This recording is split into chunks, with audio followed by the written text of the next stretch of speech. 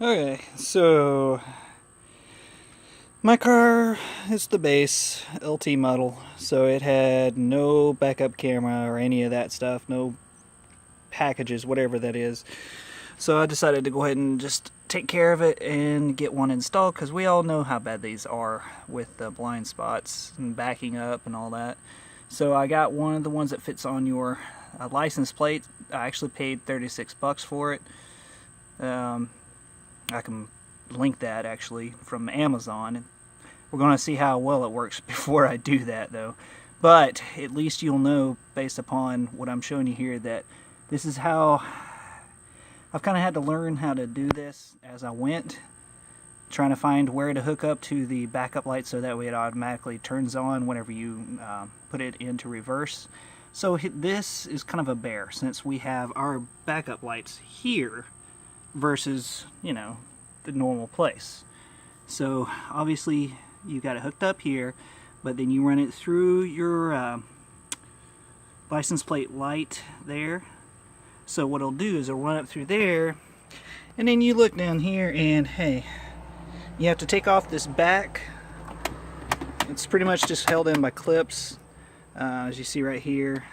There's one that you'll have to pop off, which is part of the anchor here, which is just a cover that goes over top of that to kind of cover up this olive drab looking metal that we have.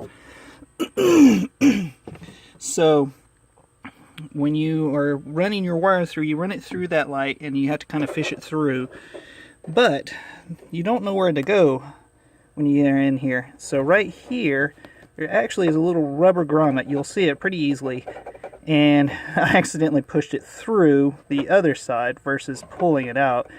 But anyways, it's there. That's where you run it through. But you run your video cable right here, so that way you can run it up through the rest of your car, which is probably going to go on the driver's side over here underneath the door sill. But then you're not finished with that part. You actually hook up your power connector, which is the red and black right here, but then you run that part back through, because since it's down below, you've got to have two different things. You've got to have your power cable, and you got to have this cord running through into the actual body of the car. But so when you hook that up, you actually fish it back through that and let it come all the way down. Now here's the annoying part. So the light is pretty much all connected right here. So you see right there, I've got the wire disconnected for the light, and these, it's blue is your positive, black is your negative, according to what I've read here. So that's the way we're going to hook it up.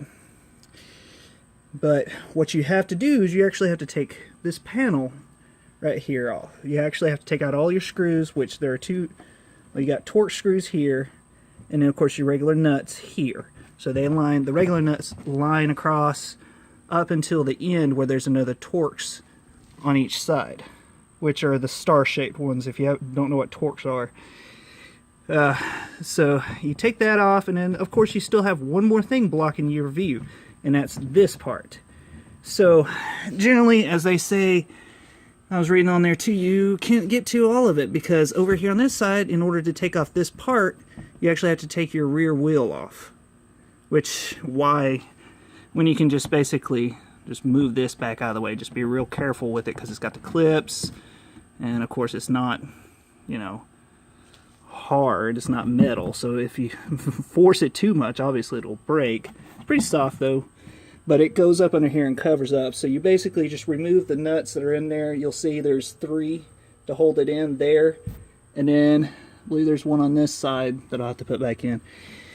But once you get that done, you can actually access your backup light here, and that's all held in there. You'll see it, there's the connector for it.